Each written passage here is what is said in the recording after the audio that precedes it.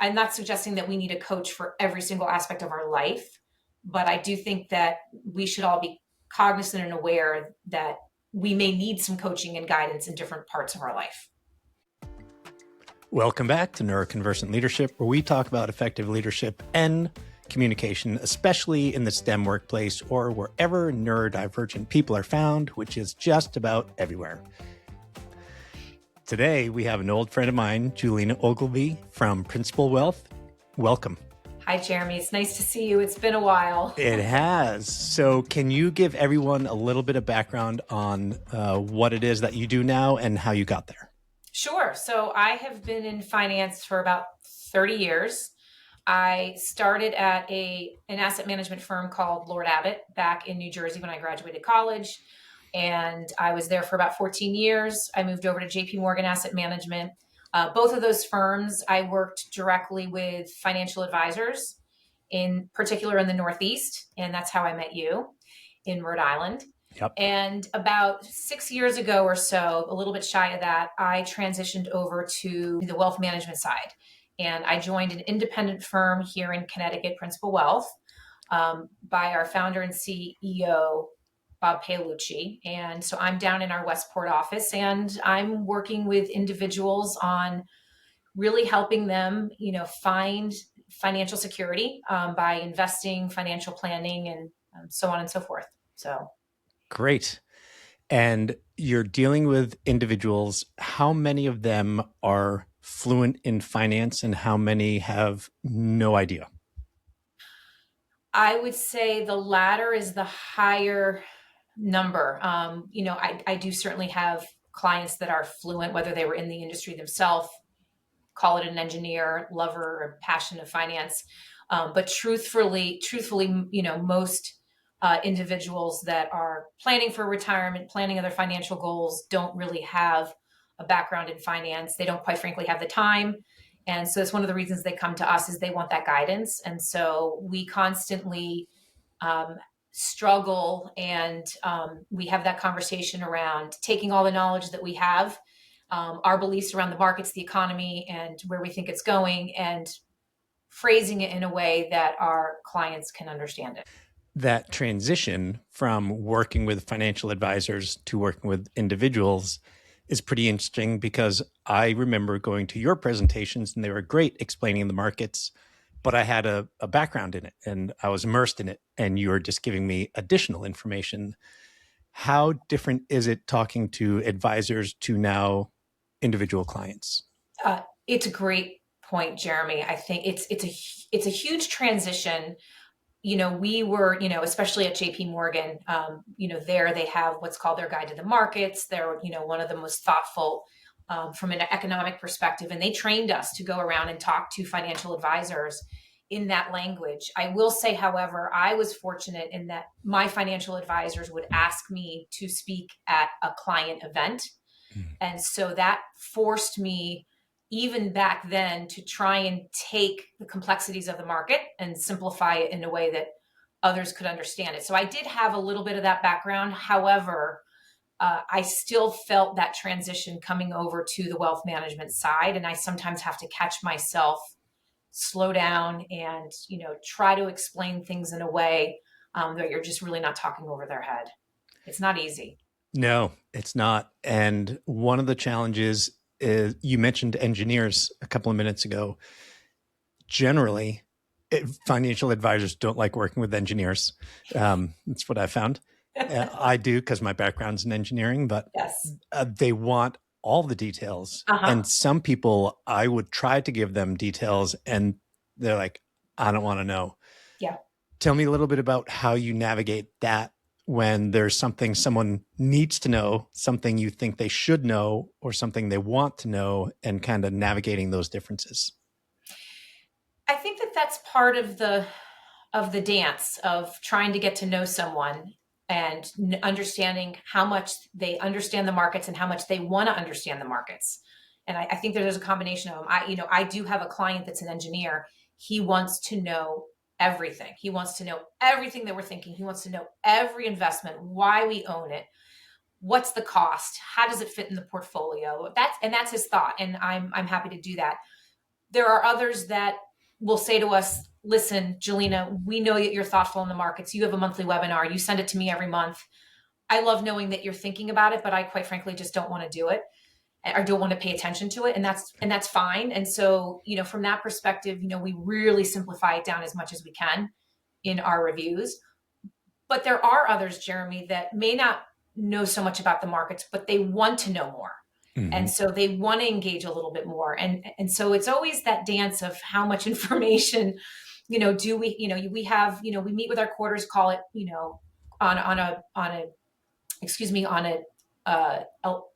meet quarterly in our reviews, right? We obviously talk to them throughout the year more, but in those reviews, how much time do we have and how much time do we allocate to that educational side versus what really is going on with them and their families and their financial goals, and preparing for that as well. So you are bringing up so many topics that I want to talk about that I'm going to have to pick and choose. I love that you refer to it as a dance, because that implies that it's a back and forth and you really need to be paying attention to the other person. I'm not a good dancer, but I know if you are trying to do it well, you need to be paying attention. And that's so true in communication, where people just assume another person communicates the way they do. They assume they want the same level of detail, or they assume they speak as fast, or whatever it is. And if you are dancing with someone, then you're paying attention and you're adjusting the way you communicate. What are some other ways, other than detail, because that's a big one? What are other ways you have seen that you need to adjust the way you communicate? Oh boy.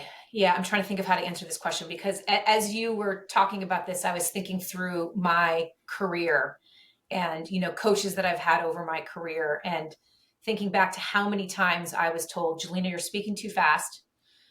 You're not listening enough. And so and I think I've improved. I hope I've improved, but it's still something that I have to force myself, every time I sit down with someone, making sure that I'm listening. And so one of the things that I've tried to do is I try to take a lot of notes. It forces me to slow down. I have a team, for example. And so if I have someone from my team sitting in, I think it's nice to have another set of eyes and ears to make sure that we're not missing something. Mm-hmm. But I think you bring up a great point. I don't know the best way to answer it, but I know that it's something we're constantly talking about, is how can we continue to improve? Are we listening the right way? Did we miss something? What questions did we not ask that we should be asking?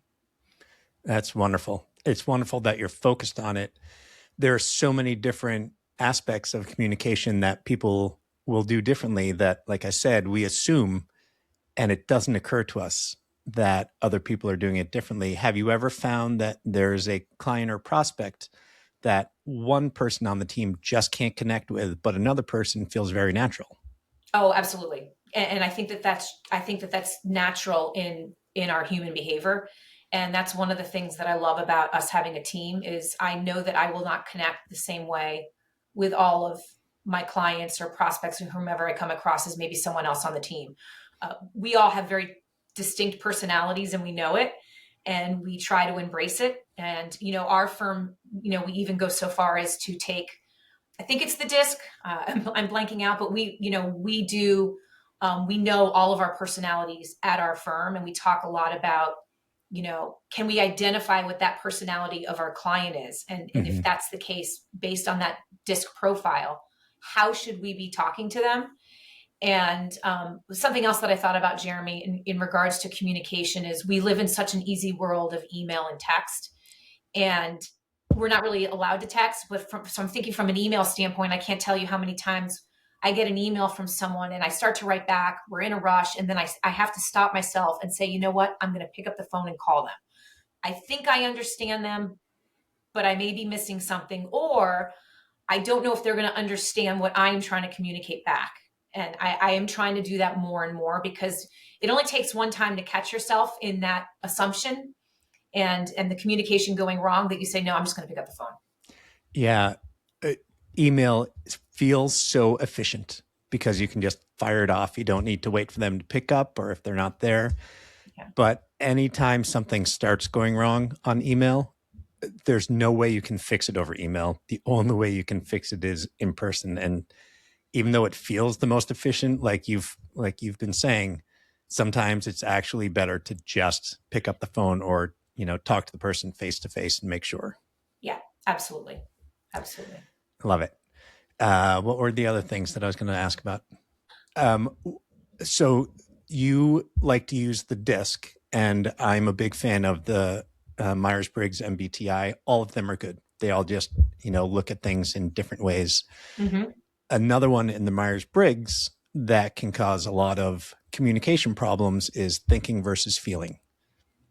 Mm. And some people will make decisions based on logically what is the best answer that you can quantify. Like they want it to be a number. And some people want a solution that is going to best meet their goals and values. And one problem with that is if you don't understand where the other person is coming from, it can cause a lot of conflict. When I took the Myers-Briggs, I was in a class for 3 days. And as an experiment, I'm a very, very thinking person. She put me with all the most feeling people and asked us to answer a question of if you were running a sales organization and you could give a trip to Disney World to one person, who would it be? And I said, done. Who sold the most? And they're like, well, there's a lot of other factors involved. I'm like, no, there aren't. What are you talking about? And they were talking about if the person was having a bad year or if they had a family, if they liked Disney. And she had to separate us because we were getting so frustrated with each other. Oh, wow. Yeah. Until she's like, never doing that experiment again. Yeah. Until we really stepped back and thought about it. And my assumption was that the goal was to increase sales as much as possible. So you reward the best salesperson. Mm-hmm. Their assumption was we want to make this a great place to work so that people stay. And once I stepped back and I'm like, oh, from that point of view, everything you said makes sense. Yeah. But it never once occurred to me. Interesting. So I'm curious if you have found that in your job. Yes. And we actually, our firm even went through an exercise based on our profile. I want to say we did it last fall. And, we were kind of in the different corners of the room with our personalities. And it was interesting to see the dynamic of how everyone was reacting. The other thing I was thinking of is, this was 25 years ago, but I went for a promotion at one of my old jobs, and they had me go through the DISC profile, I'll call it. It could have been something else. It was a while ago. And I got the promotion, and I remember a couple of years later, having a cocktail with my boss, and he said to me, your profile came back that you weren't a fit. I was like, really? He said, yeah. And we decided to override it. Wow. So ever since then, I've always, I embrace it. Yes. And I understand the need for it, but I do also, it is interesting to see that sometimes there are other factors that, I'd like to say that was a great job for me, and I'm glad, and they're glad that they hired me into that role. But, it was interesting. I'll never forget that conversation. Well, it makes sense though, because a lot of these are finding what your natural tendency is. And that doesn't necessarily reflect how you actually act, because, if you've gone through courses, you've learned to adjust the way you communicate. So just because one thing's a tendency doesn't mean you have to do it that way. Yeah, that's a great point. Not only are you talking to people about complicated things that they may or may not understand and getting it to a level where they can, it's also a pretty emotionally charged topic. Oh. So that always makes communication extra fun and challenging. Yeah. I'm wondering if you have any stories about that. Oh, man. How much time do you have? Well, let's see. We love to say that, the market is always emotional. And, we kind of pick on the media a little bit, but the media is there to create emotion. That is their job, and they do a very good job. It's either fear or greed. And, fear, I think, especially right now, is, as we're kind of in May of 2026, the fear is still there. There's always that wall of worry. And I love to tell clients, the wall of worry never goes away. It's the one thing I can guarantee you about investing in the markets. And the markets are always controlled more in the short term by the emotions, these short-term emotions, and it's always the fundamentals that drive the long-term performance. And so I think it's interesting, Jeremy, that you're asking me this question now, because we just produced our monthly webinar for our clients a few days ago. And one of the things that we talked about, you may remember this because it's from JP Morgan, at least in their guide, is there's a study from the University of Michigan. It's a consumer sentiment study. Mm-hmm. And it's a study going all the way back to the 70s about how we as consumers feel. And they sort of took the 10 highest peaks of us feeling great back to the 70s, and they took the worst times we feel. And then what they did is they said, well, what's the return of the S&P 1 year following these peaks and troughs? And if you remember this, and by the way, we may be in one of those troughs right now. Our consumer sentiment, where we stand today, is just as bad as the financial crisis, which boggles my mind, because the markets have done pretty well. But the average performance of the S&P after we feel great is less than 5% in 1 year. That's half of the return of the long-term markets. The S&P 1 year after we feel the worst is over 24% in 1 year. It's a staggering difference. And so we have to constantly remind ourselves, yes, it's emotional. We understand there's a lot of reasons, not to negate anything that we should be worried about, but the markets long-term fundamentally see through it. But that emotion is always in the way. Yeah. And out of curiosity, is there an explanation of why that disparity is there? I think it's more that emotional behavior is controlling investment decisions. And we've seen that go back for decades. And there's a ton of examples about the performance of the S&P, but the average investor performing a lot less. And I think it's because we make these emotional decisions that derail our long-term investment goals. And so part of our job, we say it all the time, part of our job is keeping our clients on track. It's not just the investment decisions and, the financial planning. We need to stay the course. So I've heard other financial advisors refer to that as talking people off the ledge, but I think keeping them on the rails is probably a better one. Yeah, I like that one better. Yeah. Yes, most say talking them off the ledge. Yeah. And, we haven't really had that reason, in my opinion, for a long time, but yet when you look at how emotional individuals are today and the decisions that they're making, it unfortunately, those emotions continue to drive investors in the wrong direction. Yeah. One thing about, this isn't investing, but personal conflict or conversation, once emotions involved in a potential conflict, no one will ever listen to logic until the emotion is addressed. Yes. So absolutely.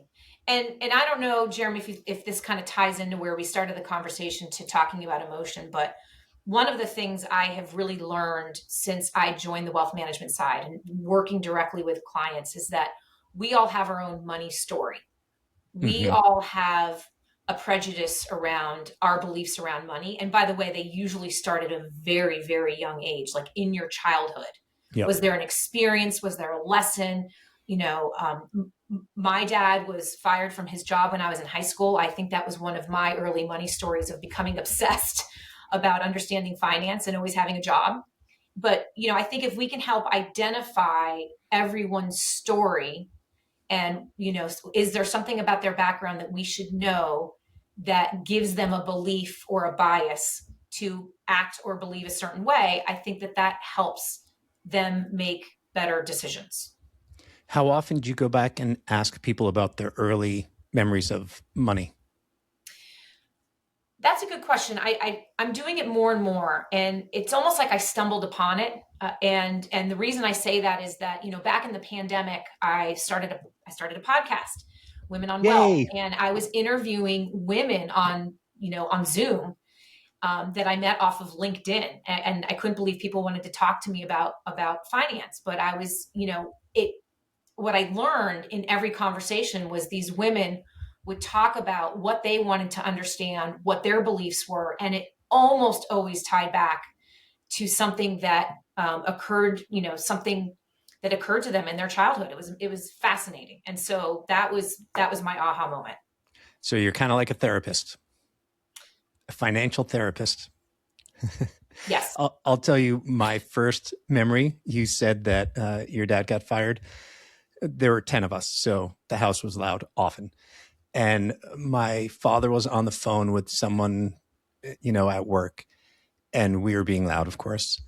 And one of the older siblings says, "Be quiet. Do you want dad to get fired?" And I was young enough that I thought getting fired meant being thrown into fire. So I was very, very quiet after that. But like, what a horrifying thing to look. I'm like, Yeah. it's amazing the way kids interpret the world that we just as adults never see. Absolutely. My girls are teenagers now, but when they were growing up, every once in a while, one would say something like, I need a new pair of volleyball shoes. And I remember my older daughter saying, shh, mom's not going to like that. That's spending a lot of money. And I was like, Uh, wow, I didn't realize that my paranoia of how I spend money um, was observed by my girls. Sometimes we don't intend to, uh, you know, kind of relay these to the younger generation. And, so we have to be careful. yeah.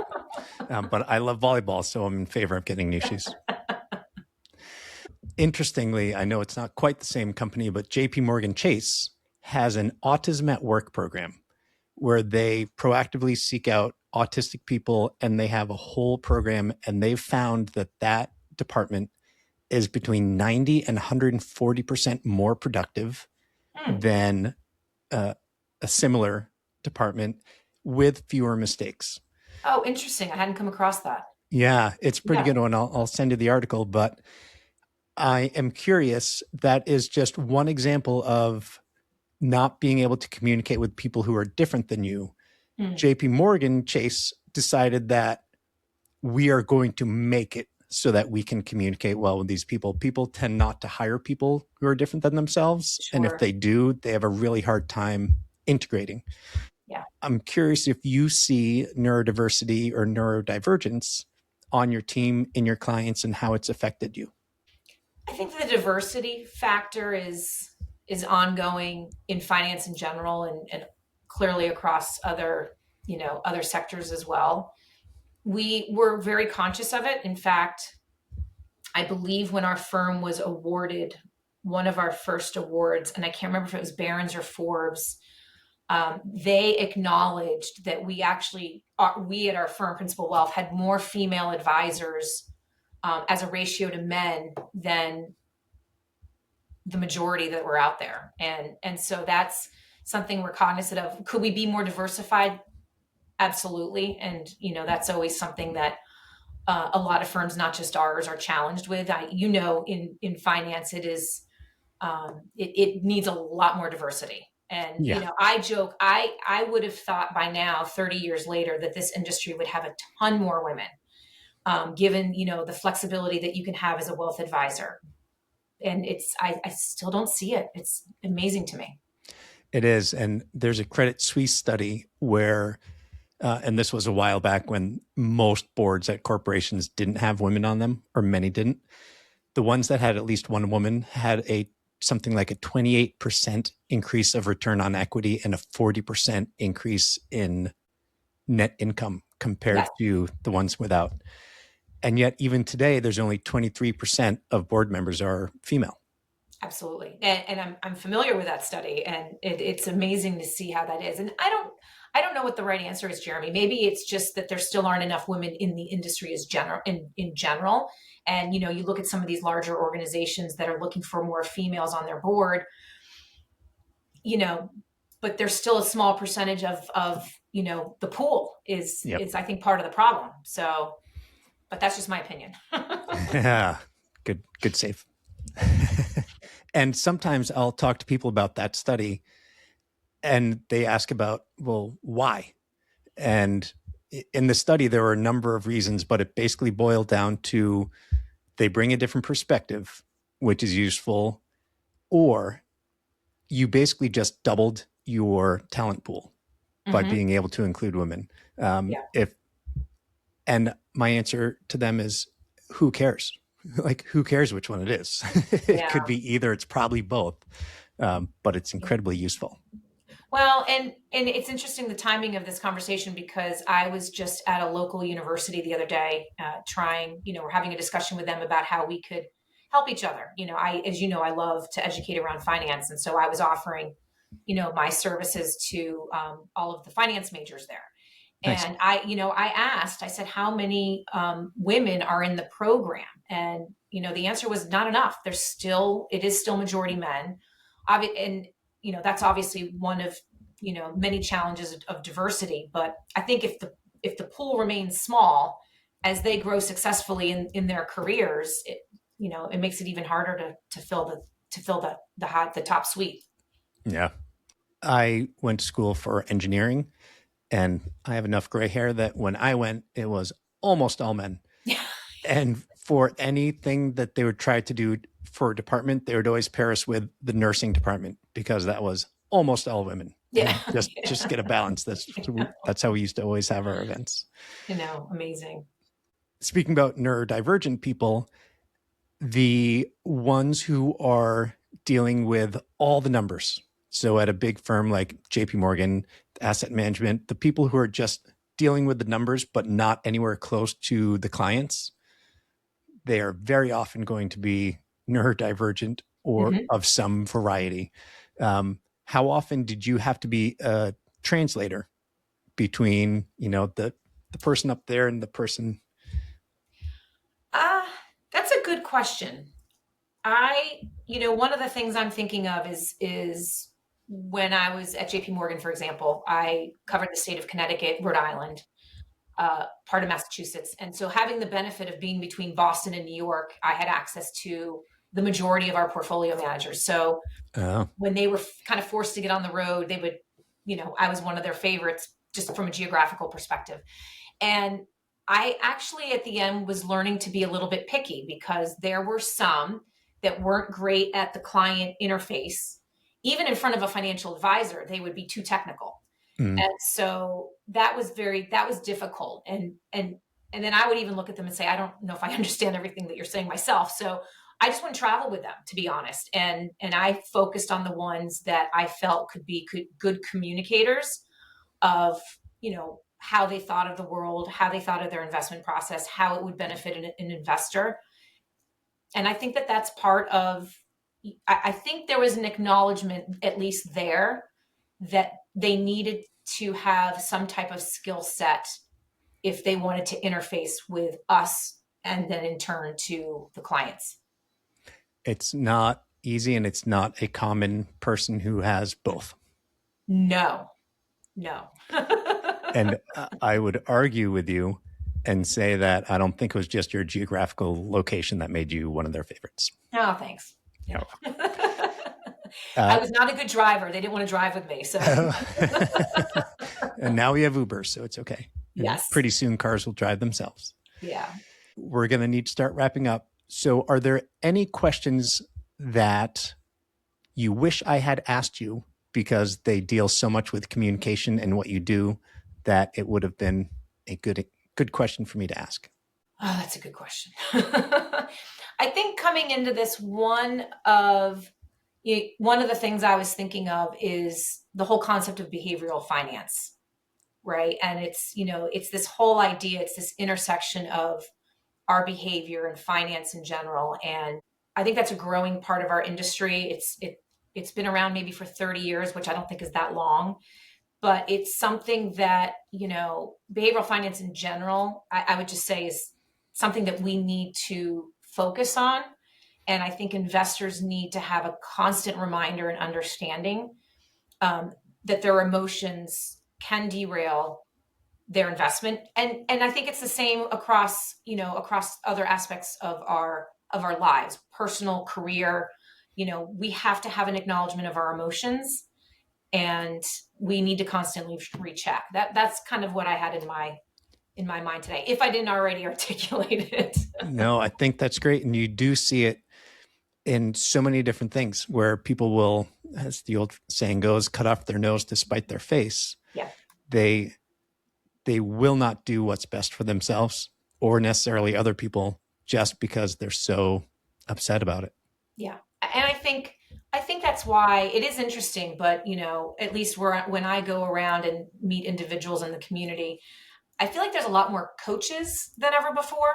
And I can, I meet a coach for everything, whether it's, I'm training for a triathlon or a behavioral coach, or, there's finance coaches, health coaches. And I understand that. And I'm not suggesting that we need a coach for every single aspect of our life, but I do think that we should all be cognizant and aware that we may need some coaching and guidance in different parts of our life. It's pretty astounding, even if the coach doesn't actually know more than you do, just having a concentrated outside perspective can help clarify things greatly. Agreed. I hope they know more than me, but I totally agree. Right. Yeah. Ideally they do, but yeah. All right. If people wanted to reach out to learn more about you and or your firm, how would they do that? Our website, principalwealth.com is a great place to go. And, or if you want to go to julinaogilvie.net, that's where my podcast lies, Women on Wealth. But we're here. My firm is here. We're always happy to answer questions. This is, all of this conversation is what we're constantly doing with our clients. So we love having them. Nice. And Women on Wealth? Women on Wealth. Yes. Is that just for women or? No, actually. It was created because when I was wholesaling and traveling around and attending these client events, women constantly came up to me afterwards and said, I understood what you said. Thank you. Mm-hmm. And so when I joined the wealth management side, I thought, you know what, I'd love to help educate women more. So it is targeted to women. However, when I look at who's listening and, hear stories from others, I know there's men listening too. So the majority of the conversation is no different, as you know. Yeah. Information's information. Yes. Perfect. And then my last question for you is, if there were one piece of communication advice we can all benefit from, what would that be? I actually think you nailed it on the head earlier. And because it's something that I'm constantly cognizant of, and it's the listening aspect of the communication, the listening and the understanding, because if that's not there, it breaks down. Wonderful. I love your answer, probably because it was my answer. So yeah. Well done. Way to get on my good side. There you go. Julina, thank you so much for joining us. This has been great. Yeah, thank you so much for having me, and congrats on the success of this. Thank you. And how long has yours been going? 5 years. 5 years. Congratulations to you. Thank you. Thank you. Good to see you. Good to see you. Thanks for listening. If today's conversation resonated with you, share this episode with one person on your team who might benefit from it. And if you're leading a technical team and want to explore how these communication principles could work in your organization, visit www.neuroconversantleadership.com to learn more. And there you can reach out to schedule an appointment. I'd be happy to talk through what might be going on in your world. See you next week.